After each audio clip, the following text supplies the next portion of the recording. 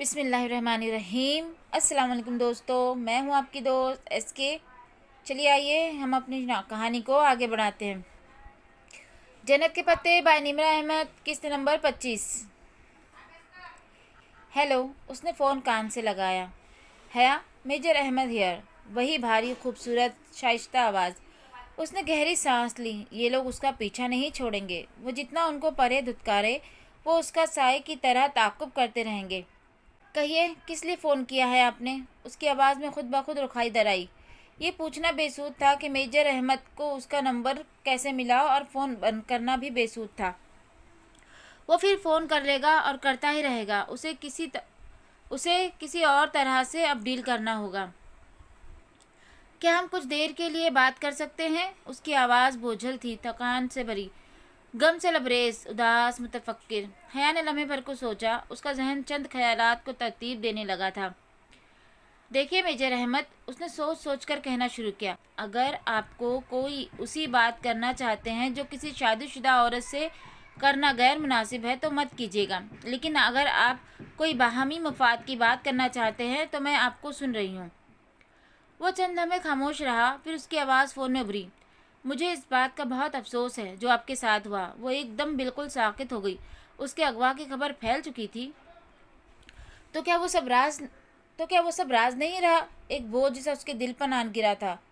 फिक्र न करे, पाकिस्तान में किसी को इल्म नहीं हुआ। वो उसके लहजे पे गौर करने लगी। क्या कोई धमकी थी कि वो चाहे तो पाकिस्तान में सबको इल्म हो सकता है? उसके पास यकीनन उसकी वीडियो थी, और पाशा के पास उसकी बहुत सी तस्वीर, ब्लैकमेल्स। मैंने आपसे कहा था ना, अगर ज़िंदगी में कोई आपको जन्नत के पत्ते लाकर दे तो उन्हें थाम लीजिएगा। वह आपको रुस्वा नहीं होने देंगे। उसकी आवाज़ में दिल को चीरता हुआ दर्द था। और मैंने भी आपसे कहा था कि हम दुनिया वालों ने जन्नतें कहाँ देखी हैं। आपने मेरी बात नहीं मानी। मुझे उस वाक़े ने जितनी तकलीफ़ दी, शायद ज़िंदगी में किसी और शय ने इतनी तकलीफ़ नहीं दी। मैं अगवा हुई, जुल्म मेरे साथ हुआ, तो आप मुझे क्यों कसूरवार ठहरा रहे हैं? वो हर किसी को अगवा नहीं करते, खूबसूरत लड़कियों को करते हैं। मैं खूबसूरत हूँ तो इसमें मेरा क्या कसूर है? वो हैरान नहीं हो रही थी, वो पूछ रही थी। उन्हें ये पता चला कि आप खूबसूरत है, इसमें आपका कसूर है। वो भी तंज नहीं कर रहा था, बस मगमूम अंदाज में कह रहा था। तो अब मैं क्या करूँ? अब इन सारे मसाइल से कैसे जान छुड़ाऊँ? कौन सा मसला है? आप मुझे बताएं। आप मुझे हमेशा अपना खैरख्वाह पाएंगी। वो चंद लम्हे खामोश रही, फिर एक फैसले पर पहुंचकर कहने लगी, अगर कोई आपको ब्लैकमेल करने लगे तो क्या करना चाहिए? ब्लैकमेल एक बेनत्थे बैल की तरह होता है हया। उससे भागेंगी तो वो आपका ताक़ुब करेगा और थका थका कर मारेगा। तो उससे कमर करके भागने की बजाय उसका सामना करे और आगे बढ़कर उसको सींगों से पकड़ ले। दुनिया का कोई ऐसा ब्लैकमेलर नहीं जिसकी अपनी कोई ऐसी कमज़ोरी ना हो जिस पे उसे ब्लैकमेल ना किया जा सके। आपकी कमज़ोरी क्या है? बहुत सी हैं। कमज़ोरियाँ पूछी नहीं, तलाशी जाती हैं। लेकिन मैं ब्लैकमेलर नहीं हूँ। अगर मुझे आपकी कमज़ोरी तलाशनी होती तो पूछती नहीं। उसने ज़रा महफूज से अंदाज में जताया। वैसे वो पज़ल बॉक्स मुझे किसने भेजा था? वो जवाबन खामोश रहा। मेजर अहमद, मेरा ख्याल है अब हम ये डम्ब गेम बंद कर दें और ये बात तस्लीम कर लें कि आप मुझसे एक ख्वाजा सरा बनकर मिलते रहे हैं। उसने पिंकी के बजाय ख्वाजा सरा कहना मुनासिब समझा। मैं तस्लीम करता हूँ। आप पिंकी थे, मगर डॉली कौन था? ARP की माँ ने बताया तो था आपको। क्या मैंने कभी डॉली का असली चेहरा देखा है? नहीं, आप उसे नहीं जानती। वो बॉक्स मुझे डॉली ने भेजा है, मगर उसकी पहेली वो किसने लिखी थी? कौन लिखता है ये पहेलियाँ? क्या आप लिखते हैं? वो खामोश रहा। मेजर साहब, मुझे सच सच बता दें। वैसे मैं जानती हूँ कि वो आप ही लिखते हैं। आप जैसे लोग मंजर आम पर आने की बजाय पस मंज़र में बैठकर अकल की दौड़े लहलाते रहते हैं। जी, वो मैं ही लिखता हूँ। वो क्रीमी आई वाली पहेली भी आपने लिखी थी, बल्कि आपसे लिखवाई गई थी। जी, वो मैंने ही लिखी थी। वैसे पज़ल बॉक्स खोल लिया आपने? उसने पहली दफ़ा मेजर अहमद की आवाज़ में सरसरी से तजस्सुस महसूस किया। क्या उसकी कमज़ोरी उसके हाथ में आने लगी थी? जी, खोल लिया, और मुझे वो मिल गया जो डॉली मुझ तक पहुंचाना चाहता था। वो बालों की लट उंगली पे लपेटती बड़े इत्मीनान से कह रही थी। अपनी बात के इख्तिताम पे उसने वाज़ेह तौर पे कुर्सी के पहियों की आवाज़ सुनी। जैसे रिवॉल्विंग चेयर पर टेक लगाकर बैठा मेजर अहमद करंट खा कर आगे को हुआ था। वाकई اس کی آواز میں محتاط سی حیرت تھی۔ جی، پہلی آسان تھی، میں نے بوجھ لی۔ ویسے جو اس میں تھا وہ اس وقت میرے ہاتھ میں ہے، اور اس نے مجھ پر ایک بہت حیرت انگیز انکشاف کیا ہے۔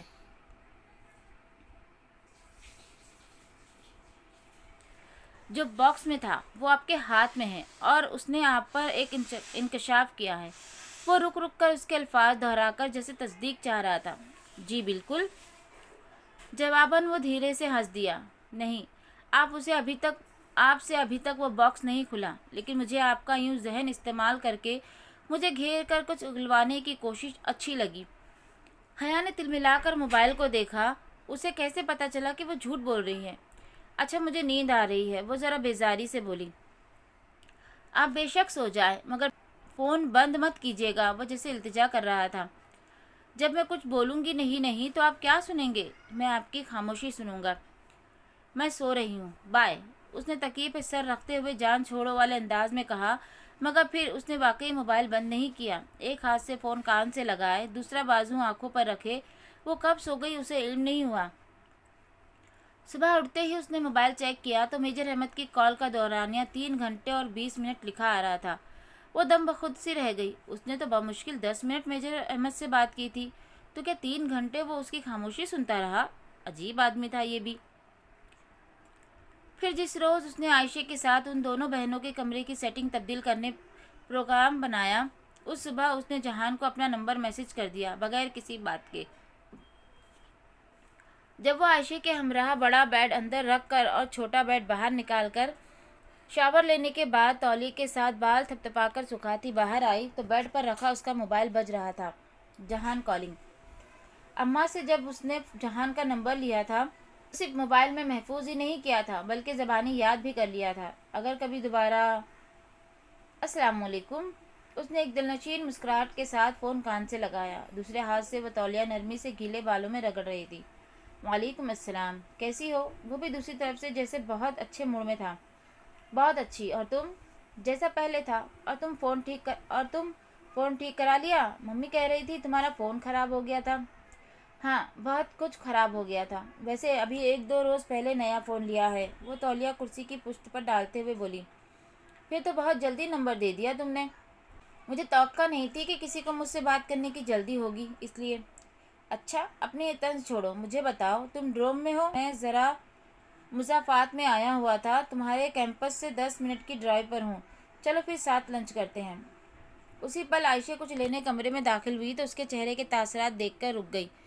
وہ متذبذب سی فون پر کہہ رہی تھی، نہیں میں ابھی کیمپس تو۔ عائشہ نے لمحے بھر کو غور سے اسے دیکھا، پھر جیسے سمجھ کر سر ہلاتی آگے آئی اور رائٹنگ ٹیبل پر رکھے مگ میں سے پین نکالا۔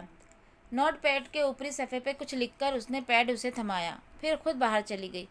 حیا نے رک کر صفحے پہ لکھے الفاظ پڑھے۔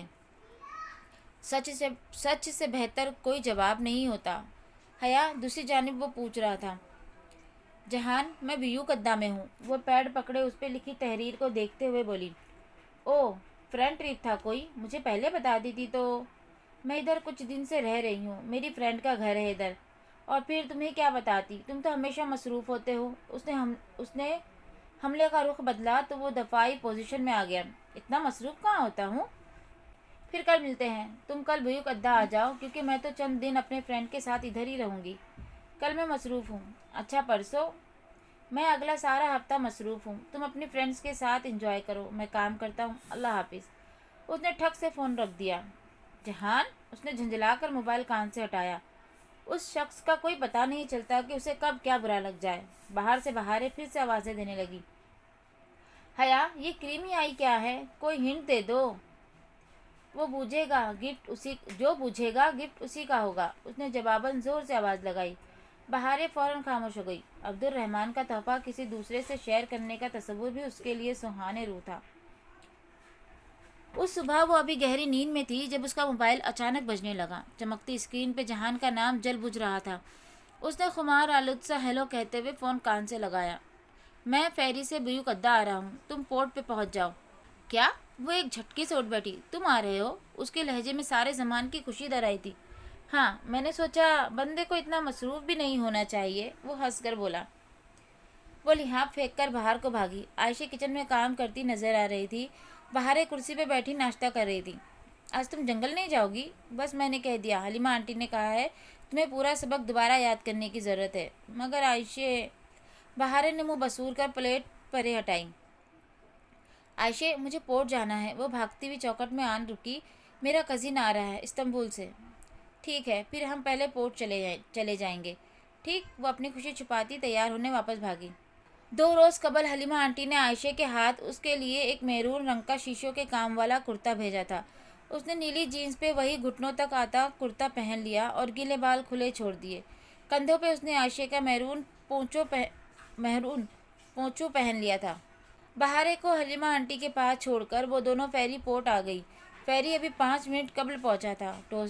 टूरिस्ट का एक बहर बेकरा उससे उतर रहा था। वो आंखों पे हाथ का साया किए फेरी से उतरते लोगों को मुतलाशी निगाहों से देखने लगी। तभी उसे जहान नजर आ गया।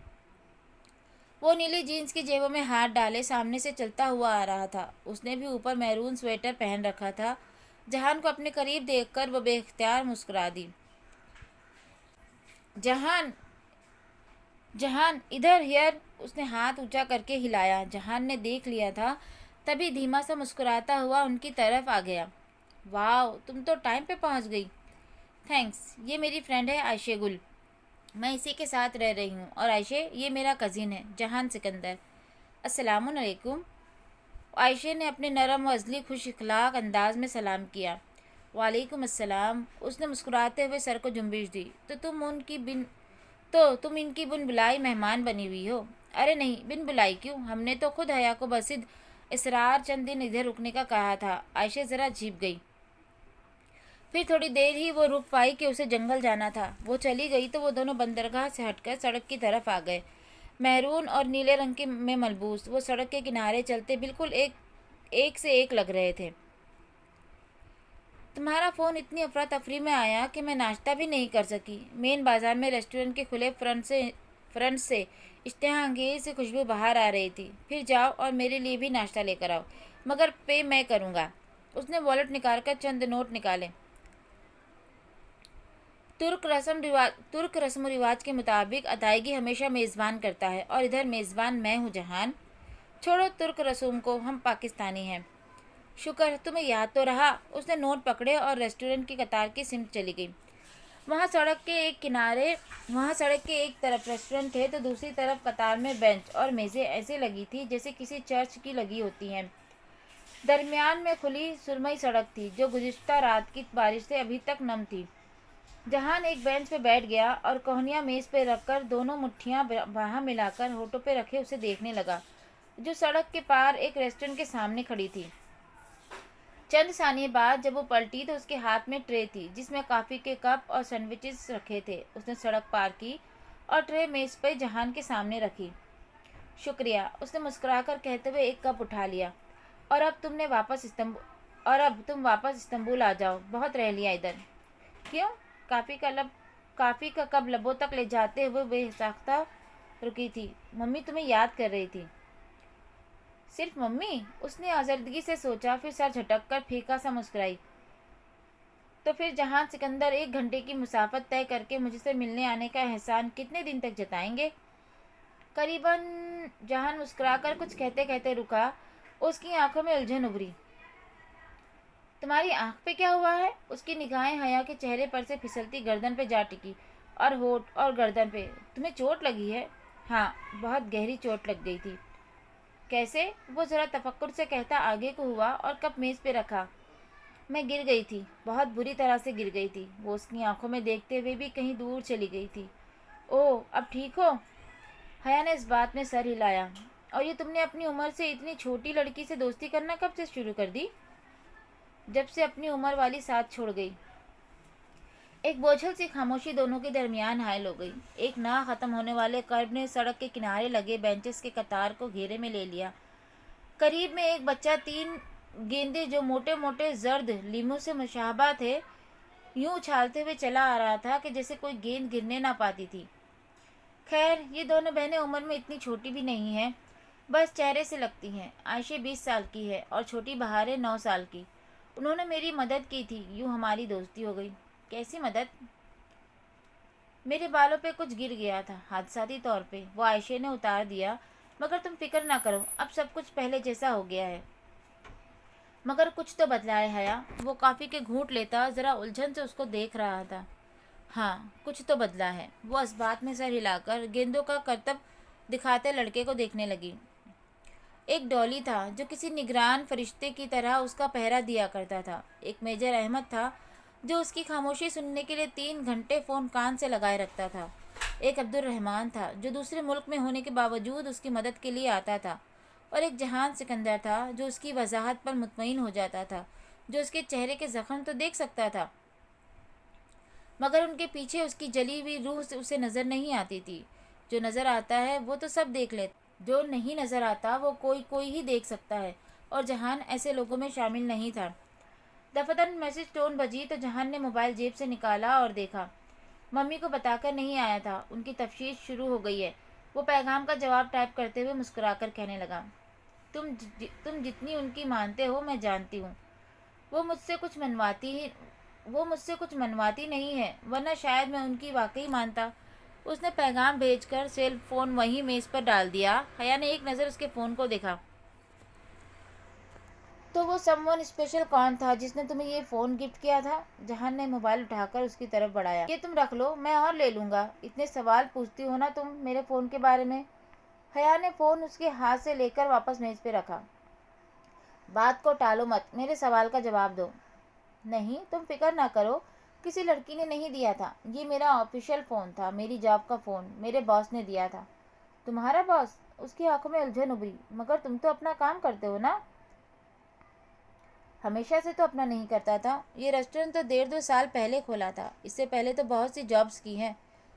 وہ زرد گیندیں اچھالتے بچے کو دیکھ کر دھیما سا مسکرا کر کہہ رہا تھا۔ اس وقت اس کی آنکھوں میں کوئی ایسا نرم تاثر تھا جو حیا نے صرف ایک دفعہ پہلے دیکھا تھا، جیسے وہ کچھ یاد کر رہا تھا، کوئی گمشدہ سا قصہ۔ ایک بات کہوں جہان، مجھے لگتا ہے کہ تمہیں اپنی جاب اور اپنا باس بہت پسند تھا۔ وہ بغور اس کے چہرے کے تاثرات کو دیکھتے ہوئے بولی تو جہان نے بری طرح سے چونک کر اسے دیکھا۔ تمہیں ایسا کیوں لگا؟ کیونکہ ابھی اپنے باس اور جاب کا ذکر کرتے ہوئے تمہاری آنکھوں میں جو چمک، جو محبت در آئی ہے نا، یہ میں نے پہلے تب دیکھی تھی جب تم ہمارے کچن میں مجھے اس اسپیشل گفٹ کے بارے میں بتا رہے تھے، اور اب بھی یہ سب کہتے ہوئے تمہارا چہرہ ایک دم سے اتنا گلو کرنے لگ گیا ہے کہ اس ذکر سے وابستہ کوئی خاص یاد تمہارے ذہن میں چل رہی ہے۔ تم تو چہرے پڑنے لگ گئی ہو۔ وہ جیسے سنبھل کر مسکرایا۔ بتاؤ نا، تمہیں اپنی پچھلی جاب بہت پسند تھی؟ ہاں، بہت زیادہ۔ بڑے عیش تھے تب۔ اپنی راجدھانی، اپنی جگہ کی بات ہی کچھ اور ہوتی ہے۔ وہ اپنے چہرے کے تاثرات کو ہموار رکھ کے دوبارہ کہیں پیچھے نہ جانے کی کوشش کر رہا تھا۔ تو وہ جاب کیوں چھوڑ دی؟ بعض دفعہ انسان کو بہت کچھ چھوڑنا پڑتا ہے، اپنی سلطنت سے خود کو خود جلا وطن کرنا پڑتا ہے۔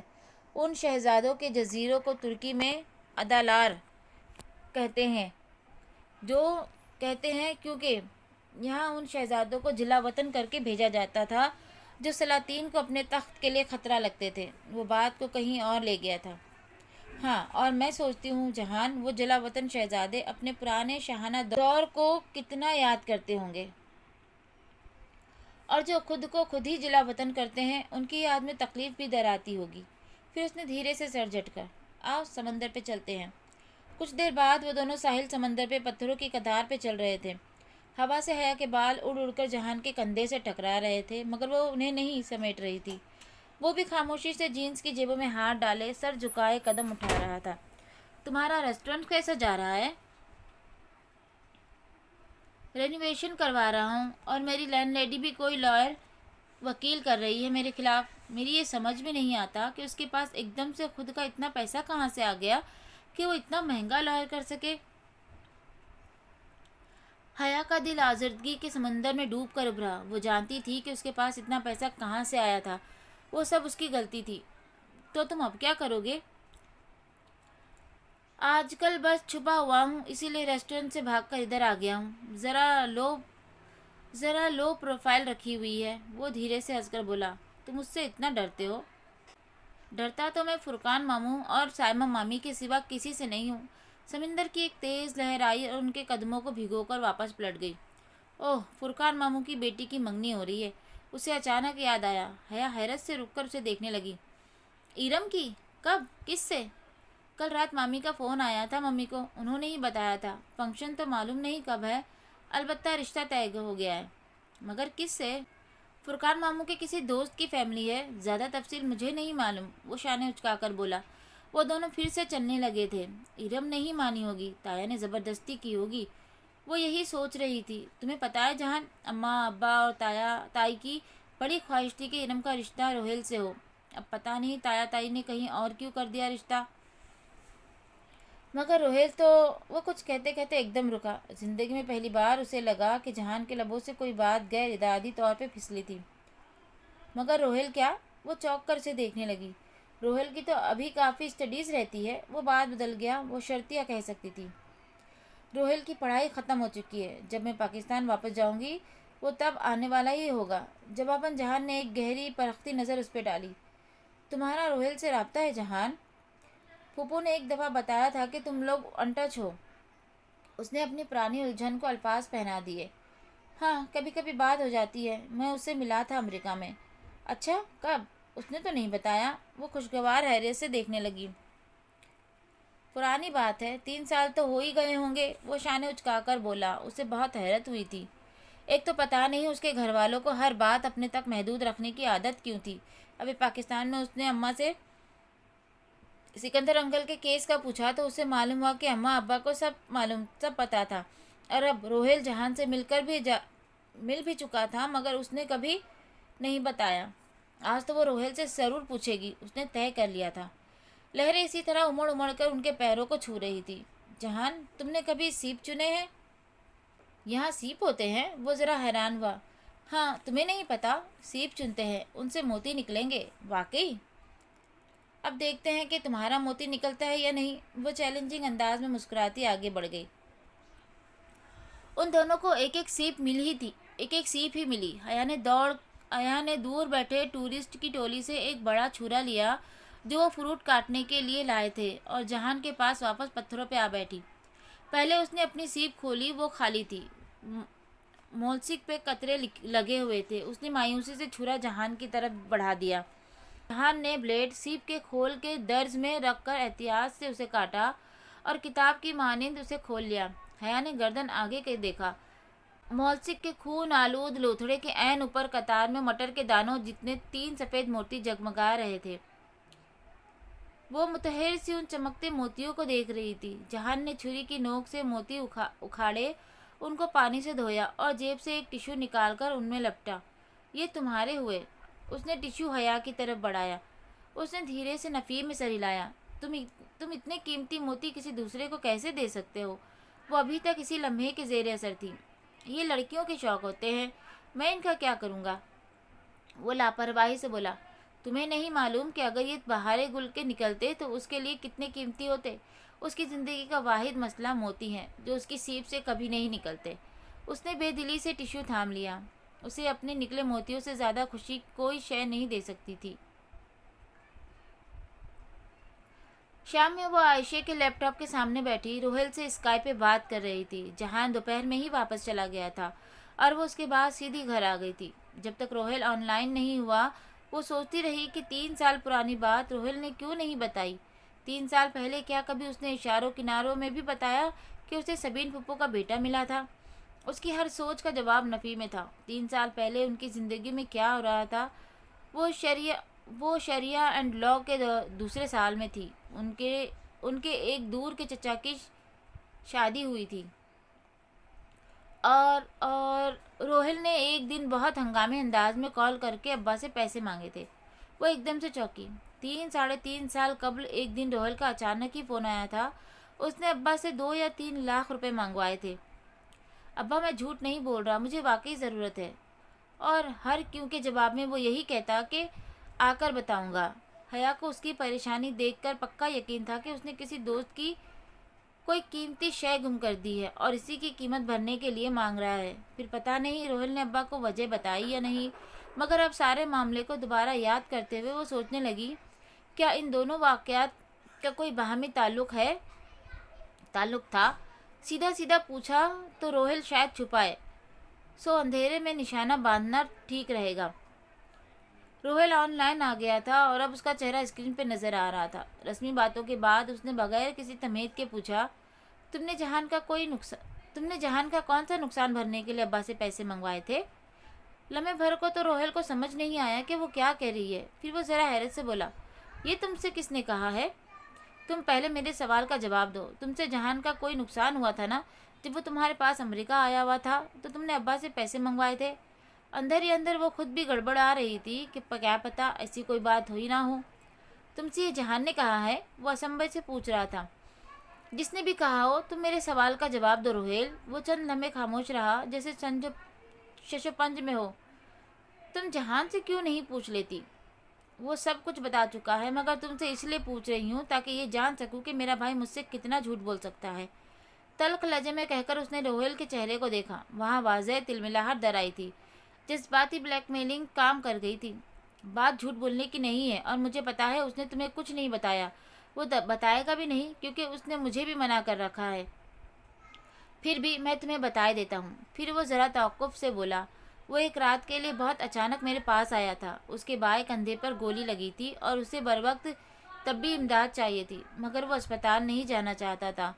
सो उसके कहने पे मैंने अपनी एक डॉक्टर फ्रेंड को बुलाया जो तभी रेजिडेंस कर रही थी। उसने मेरे अपार्टमेंट में जहान को ट्रीट किया और बैंडेज वगैरह किया। फिर जहान ने मुझे बस इतना बताया कि उसके पीछे कोई है और वो किसी से भागता फिर रहा है। उसके पास तुर्की के टिकट के लिए भी पैसे नहीं थे। उसके पैसे मांगने पे मैंने अब्बा से कहकर रातों रात पैसे अरेंज किए। वो सुबह होते ही वापस तुर्की चला गया। फिर हफ्ता बाद ही उसने पैसे वापस भिजवा दिए। बस यही बात थी। वो हक धक से सुने जा रही थी। अब्बा को पता है इस बात का? नहीं, और तुम भी मत बताना। वो पहले ही जहान से मुतनफर है रहते हैं। ये बात बताई तो वो तो बस जहान की लापरवाही की वजह से उससे खिंचे खिंचे थे, मगर अब ऐसा नहीं है। नहीं, वो किसी और बात पे उससे बरगश्ता थे। अब मत पूछना कि वो क्या बात थी। मैं अभी जल्दी में हूँ, बाद में बता दूंगा। मगर इतना यकीन रखो कि वो जिस जख्मी हालत में मेरे पास आया था, मुझे वो उसी दिन से अच्छा लगने लगा था। और मैं ये वसूख से कह सकता हूँ कि वो सच बोल रहा था जब उसने उस रात मुझे कहा था कि Rohel, I am not the bad guy, बल्कि जो मेरे पीछे हैं वो बुरे हैं। अब वो दूसरी बात। उसने इसरार करना चाहा, मगर रोहेल उसे कोई मौका दिए बगैर मेज से अपनी चीज़ें समेटने लगा। उसे बाहर जाना था और वो जल्दी में था। हया ने बेदिली से लॉग आउट किया। उसका दिल एकदम बहुत बोझल हो गया। उसके घर वाले उसको छोटा समझकर उससे इतनी बातें छुपाते क्यों थे? आयशा ने लेटते हुए बहारे पे कंबल बराबर किया। फिर एक नज़र उसे देखा जो बहारे के उस तरफ लेटी छत को तके जा रही थी। वो तीनों यूँ सोती कि बहारे दरमियान में होती। आयशे। उसने आयशे की निगाहों का इर्तिकाज महसूस किया था, या शायद वो उसे पुकारने का इरादा पहले से रखती थी। कहो। आयशे पहलू के बल लेटी नरमी से बहारे के घुंघराले बालों को सहला रही थी। मेरी सीप से एक मोती क्यों नहीं निकलते? मैं इतना झूठ तो नहीं बोलती। वो छत को तकती कहने लगी, तुम बहारे के फ़लसफ़े को जहन से निकाल दो। ये तो रिस्क होता है, कभी निकल आता है तो कभी नहीं। चंद लम्हे कमरे की तारीकी में डूब गए, जिसमें सब्ज नाइट बल्ब की मध्यम रोशनी फैली थी। बहारे की बंद आंखों से सांस लेने की आवाज़ें हौले हौले उभरती रही थी। आयशे। उसने उसी तरह छत को तकते हुए फिर से पुकारा, क्या मुझे दुनिया ने धोखे में डाल रखा है? तुम्हें क्या लगता है? पता नहीं, मुझे लगता है जैसे मैं बहुत दूर निकल आई हूँ। इतनी दूर कि मैं उन बातों से खुद को रिलेटेड नहीं कर पाती जो तुम्हारी ज़िंदगी का हिस्सा है। हया। दूर हमेशा हम जाते हैं, अल्लाह दूर नहीं जाता। वो निगाहों का जाविया मोड़कर आयशा को सवालिया अंदाज में देखने लगी। अगर तुम्हें लगता है कि दूरियां बहुत बढ़ गई हैं तो उन्हें ख़त्म करने की कोशिश में पहल भी तुम्हें करनी होगी। कैसे? वो बेख्तियार बोल उठी। तुम क्या करना चाहती हो? मेरा बाजू मुझसे रोज़ ये सवाल करता है कि मैं कौन हूँ। मैं चाहती हूँ कि मेरे पास उसके सवाल का कोई अच्छा सा जवाब हो। मैं ज़िंदगी में कुछ अच्छा करना चाहती हूँ। इसलिए ताकि तुम्हारी सीप से मोती निकल आए? नहीं, वो ज़रा खिफत ज़दा हुई, बल्कि इसलिए ताकि मुझे उस आग में कभी न जलना पड़े जिससे मुझे अब बहुत डर लगता है। फिर उस फासले को समेटने की कोशिश करो। कैसे? हया, ये जो हमारा अल्लाह से फासला आ जाता है ना, یہ سیدھی سڑک کی طرح نہیں ہوتا، یہ پہاڑ کی طرح ہوتا ہے۔ اس کو بھاگ کر طے کرنے کی کوشش کرو گی تو جلدی تھک جاؤ گی، جست لگاؤ گی تو درمیان میں گر جاؤ گی، اڑنے کی کوشش کرو گی تو ہوا ساتھ نہیں دے گی۔ عائشہ نے سانس لینے کو لمحہ بھر کے لیے رکی۔ یہ فاصلہ بیبی اسٹیپس سے عبور کیا جاتا ہے، چھوٹے چھوٹے قدم اٹھا کر چوٹی پہ پہنچا جاتا ہے۔ کبھی بھی درمیان میں پلٹ کر نیچے اترنا چاہو گی تو پرانی زندگی کی کشش شکل کھینچ لے گی اور قدم اترتے چلے جائیں گے، اور اوپر چڑھنا اتنا ہی دشوار ہوگا، مگر ہر اوپر چڑھتے قدم پہ بلندی ملے گی۔ سو بھاگنا مت، جست لگانے کی کوشش بھی مت کرنا، بس چھوٹے چھوٹے اچھے کام کرنا اور چھوٹے چھوٹے گناہ چھوڑ دینا۔ عائشہ گل کا چہرہ مدھم سبز روشنی میں دمک رہا تھا۔ وہ اتنا نرم بولتی کہ جیسے گلاب کی پنکھڑیاں اوپر سے گر رہی ہوں، جیسے شہد کی ندی بہہ رہی ہو، جیسے شام کی بارش کے ملائم قطرے ٹپک رہے ہوں۔ تو میں کیا کروں؟ تم اپنی کوئی محبوب شے اللہ تعالیٰ کے لیے قربان کر دو۔ اس کی بات پر حیا نے لمحے بھر کے لیے سوچا۔ اس کے پاس ایسی کون سی شے تھی؟ سبانجی کے ڈوم میں میرے پاس ایک ڈائمنڈ رنگ پڑی ہے، وہ بہت قیمتی ہے۔ قیمتی چیز نہیں، محبوب چیز قربان کرو۔ ضروری نہیں ہے کہ تمہاری محبوب چیز قیمتی بھی ہو، وہ مسکرا کر بولی۔ اور میں بتاؤں کہ تمہاری محبوب ترین شے کیا ہے؟ چلیے، ایپیسوڈ یہاں پر ختم ہوتی ہے۔ اگر پسند آئے تو لائک، شیئر اور سبسکرائب بھی کر دیجیے گا۔ تب تک کے لیے پھر ملتے ہیں اگلے ایپیسوڈ میں۔ اللہ حافظ۔